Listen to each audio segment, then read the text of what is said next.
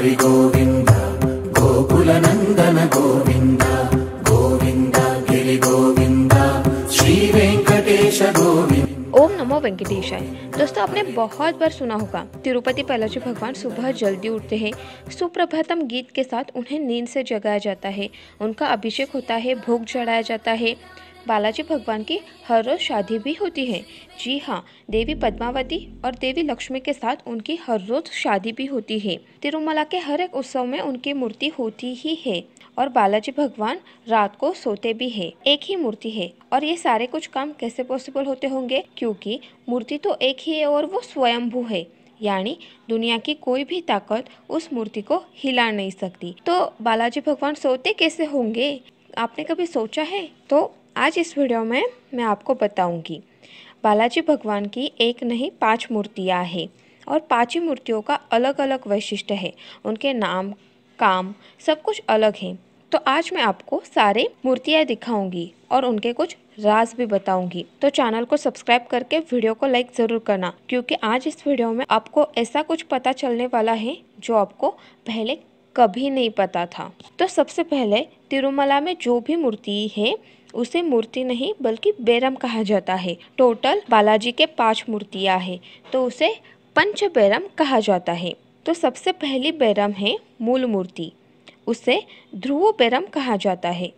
ये बेरम तिरुमला में जो मेन मंदिर है, बालाजी भगवान का मंदिर है, उसमें यह मूर्ति स्वयंभू है, यानी किसी ने भी इस मूर्ति को यहाँ स्थापित नहीं किया है। ये मूर्ति स्वयं श्री विष्णु नारायण भगवान है। इस स्वयंभू मूर्ति द्वारा सहस्त्र अर्चना, तोमल सेवा, हर शुक्रवार को अभिषेक, अर्चना, सुप्रभातम ऐसे विविध सेवाएं इस मूर्ति द्वारा की जाती है। और सिर्फ वहाँ के जो मेन ब्राह्मण पंडित है ना, सिर्फ उनको ही वो ही बालाजी भगवान को अभिषेक करवाते हैं। अन्य किसी को भी उन्हें छूने की भी अनुमति नहीं है। दूसरी बेरम है कौटुका बेरम, इसे भोग श्रीनिवासम मूर्ति भी कहते हैं। ये छोटी सी चांदी की मूर्ति होती है। इस मूर्ति को रानी सामवई ने भेंट स्वरूप मंदिर में दिया था। तब से लेकर आज तक तोमल सेवा के एक भाग के रूप में हर रोज सुबह शाम गाय के दूध और पानी के साथ इस मूर्ति का भी अभिषेक होता है। और ये अभिषेक ऐसा वैसा नहीं बल्कि सहस्त्रकाल अभिषेक होता है, यानी 1008 कलशों के साथ इसका अभिषेक होता है। और हर रात जब बालाजी भगवान सोते हैं ना, तब इसी मूर्ति में सोते हैं, यानी इसी भोग श्रीनिवास मूर्ति को ही सुलाया जाता है। इसे एकांत सेवा कहा जाता है। ये एकांत सेवा सिर्फ धनुर्मास महीने में श्री कृष्ण स्वामी द्वारा की जाती है। बाकी के सारे दिन इस भोग श्रीनिवासम मूर्ति द्वारा ही एकांत सेवा की जाती है। जब एकांत सेवा होती है, यानी बालाजी भगवान जब सोते हैं, तब किसी को भी अंदर प्रवेश नहीं होता है। सारे दरवाजे बंद किए जाते हैं और सारे दर्शन भी बंद किए जाते हैं। किसी को भी उस टाइम बालाजी भगवान के दर्शन नहीं मिलते। उसके बाद तीसरी बेरम है बाली बेरम, इसे कोलू श्रीनिवास मूर्ति भी कहा जाता है। हर दिन सुप्रभातम सेवा होने के बाद कोलू पढ़ा जाता है। कोलू पढ़ा जाता है यानी पिछले दिन की जो भी हुंडी का अमाउंट है, यानी जो भी भक्तों ने हुंडी में पैसे डाले हैं उसका काउंट पढ़ा जाता है। अगर किसी ने कुछ बड़ी अमाउंट का डोनेशन टीटीडी को किया होगा तो उनके भी नाम इस मूर्ति के सामने पढ़े जाते हैं। और साथ में उस दिन का वार, नक्षत्र, पंचांग, कुछ स्पेशल उत्सव, उसे भी कोलू श्रीनिवास मूर्ति के सामने पढ़ा जाता है। उसके बाद चौथी बेरम है स्थापना बेरम, इसे श्री उग्र श्रीनिवास मूर्ति भी कहा जाता है।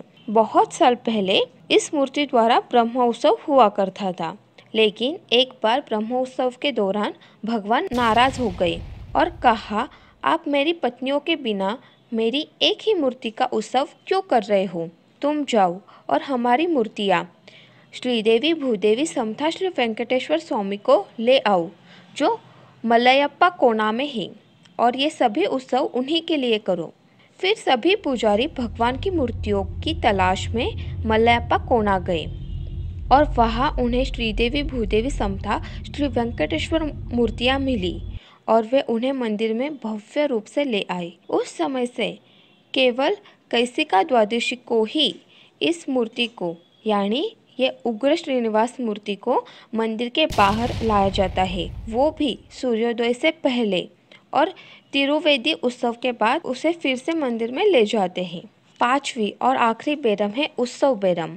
जैसे ऊपर बताया था, श्रीदेवी भूदेवी समता श्री वेंकटेश्वर मूर्तियाँ जो मलयप्पा कोणा में पाई गई थी, वही मूर्तियाँ उत्सव मूर्ति हैं। ये मूर्तियाँ मलयप्पा कोणा में पाई गई थी, इसलिए इसे मलयप्पा स्वामी भी कहा जाता है। उन्हीं के लिए ये सारे उत्सव किए जाते हैं। और सबसे खास बात तो ये है कि ये मूर्तियाँ स्वयंभू है, और फिर भी वह हमारे लिए मंदिर से बाहर आती है और उत्सव को स्वीकार भी करती है, क्योंकि जो लोग तिरुमला जा नहीं सकते वे उसे देख सकते हैं। अर्जित ब्रह्मोत्सव, डोलोत्सव, अर्जिता और वर्षिका वसंत उत्सव, वार्षिक ब्रह्मोत्सव, सहस्त्र दीप अलंकार सेवा आदि सेवाएं इनके लिए ही की जाती है।